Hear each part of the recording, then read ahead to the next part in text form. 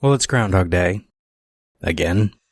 And that must mean that I am Professor Robert E.G. Black, and this is the Groundhog Day Project. It's one of those infinite time loop situations you might have heard about. It's a thing where the same day keeps happening. Time.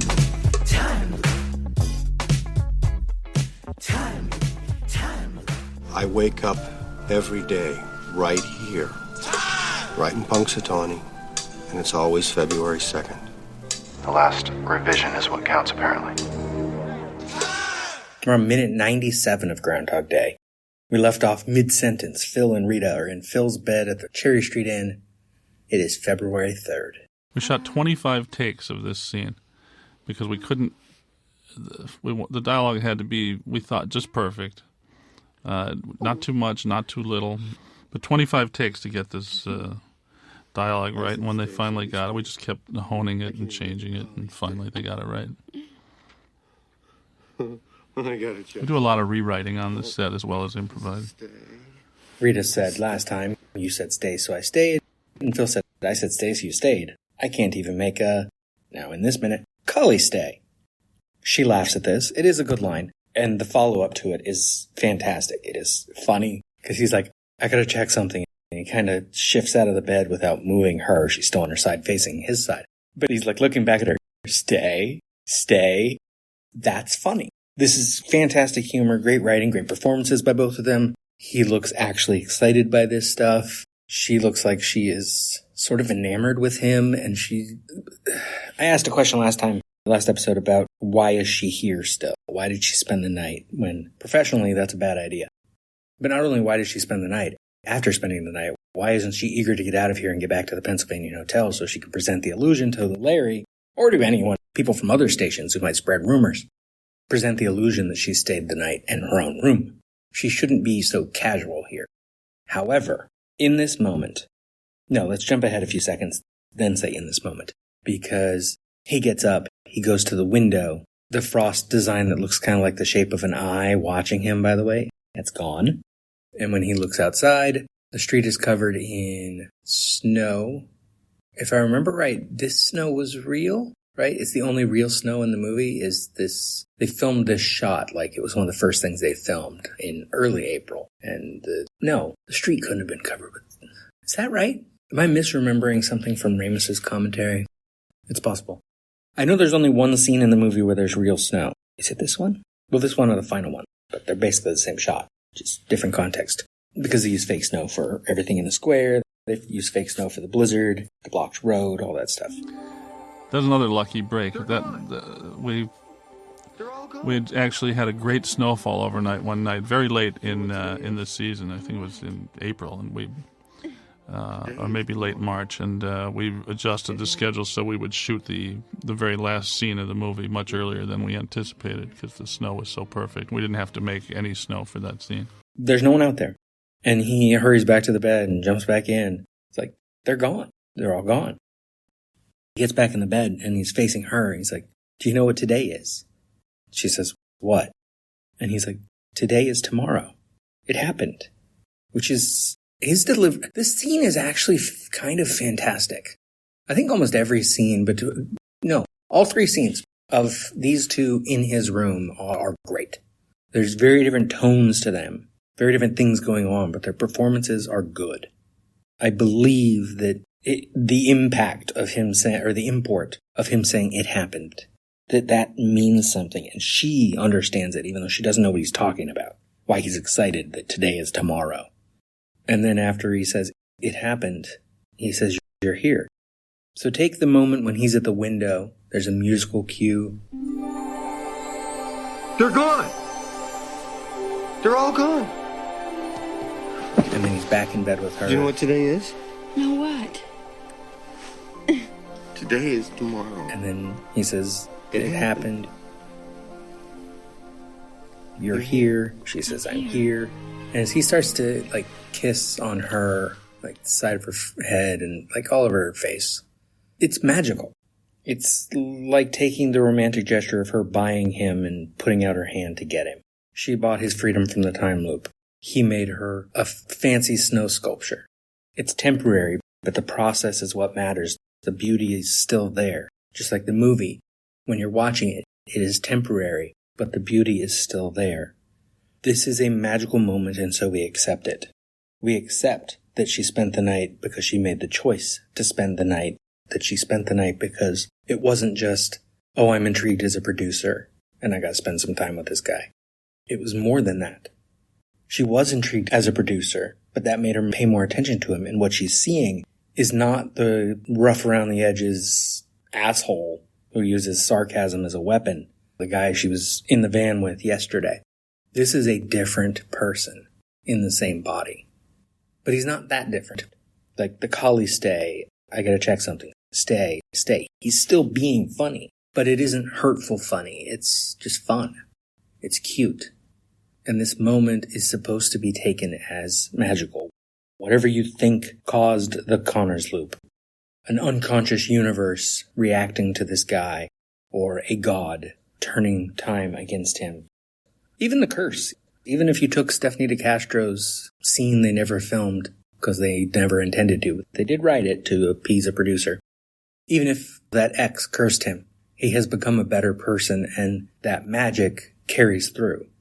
By becoming a better person, by earning attraction, you could call it love, from a woman who he now respects and is nice to and cares about. Like, we can see genuine feeling here. He's earned his way out. Paul Hannum's book is called The Magic of Groundhog Day. But I think this is, I'll be honest. As many times as I've referenced Hannum, even in this season, previous seasons in my blog, I've never read the whole book. It feels a little repetitive to me. I've read the first couple chapters and I've read the last couple chapters. And it's basically the idea is he's talking about what he calls the Groundhog Day effect, which is that your life gets so repetitive that you might as well be in a time loop. And it can cause a sort of ennui and depression. The feeling of being stuck and motionless. That about sums it up for me. And the only way to get out of that is to change who you are. Change the way you look at things. Change your perspective on stuff. We're in a world, I live in California, in the United States, 2025. You can't, if a job isn't going well, you can't generally just quit because you're going to lose your insurance. You're going to have trouble paying rent. There are all these things, all these demands on you. You can't just change your life on a dime. If you're rich, you can, but that's a different situation. Phil's not rich. He's doing well enough. I love that him driving, is it a Porsche that he's driving in the script, is not in the movie. That we have no indication that he spends his money like a crazy person or that he's even making a lot of money. He rides in the van with Larry and Rita. In case I haven't referenced it, in the script, well, in season 2 I definitely included this part, but in the script, on the way to Punxsutawney, he doesn't ride in the van. He drives behind them in his convertible, which I think is a Porsche.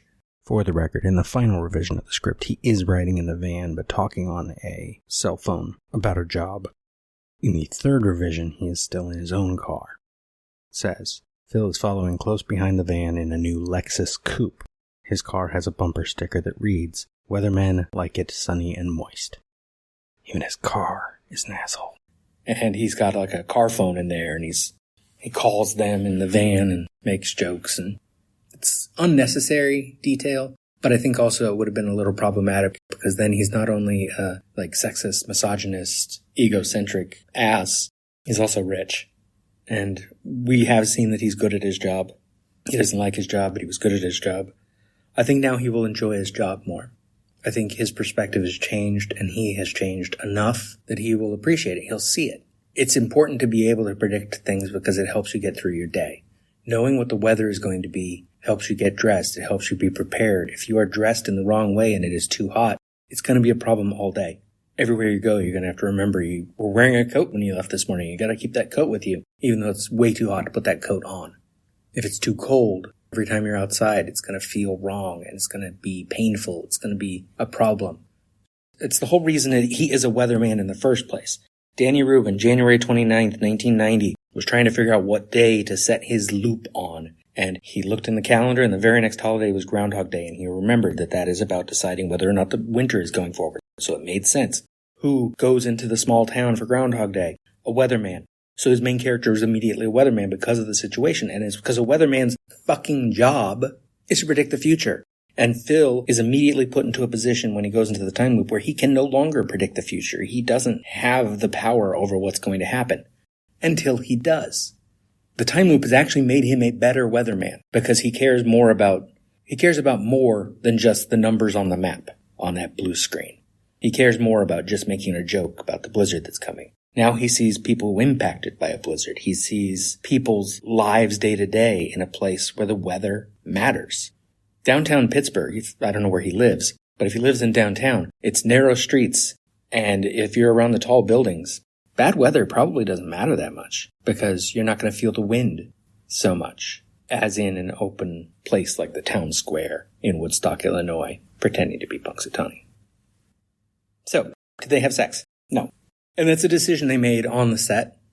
They actually had the crew there on the set vote. Did they think they had sex? We had a huge debate about whether they would be dressed, would they be wearing pajamas, day clothes, what. And we actually took a vote of everyone on the set, all the crew members, about whether they had made love the night before. So would they be in their underwear? Would they be naked? Would they be in clothing?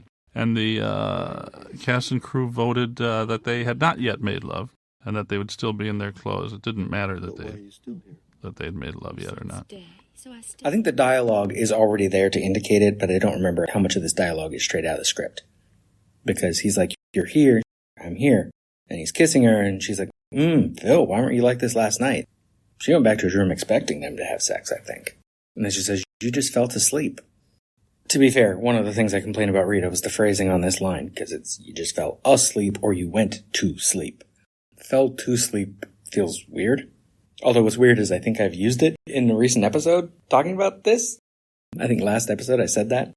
But maybe then I was just had this in my head and was thinking of her line and got stuck.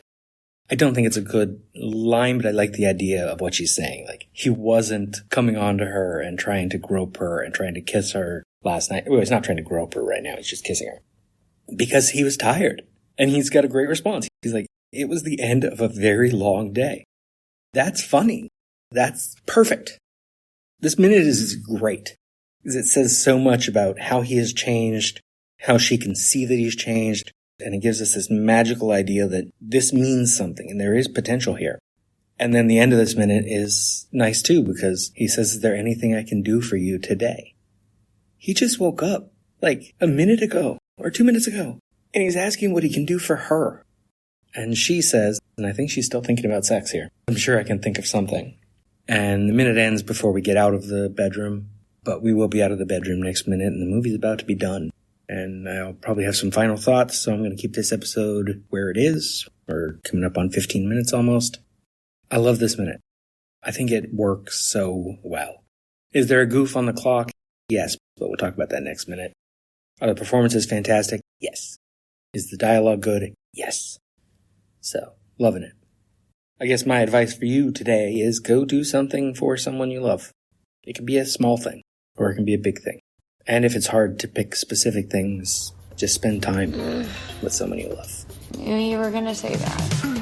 This has been a production of Lemming Drops Studio. You can find links to more at lemmingdrops.com or join the Facebook group Lemming Drops Studio Tour. Also, you can support all my shows at patreon.com/lemmingdrops. What is wrong in the end which never comes? Or which comes again and again, lapping, like waves. Since the Big Bang set everything in motion, everything that happens in this universe has to be the way it is.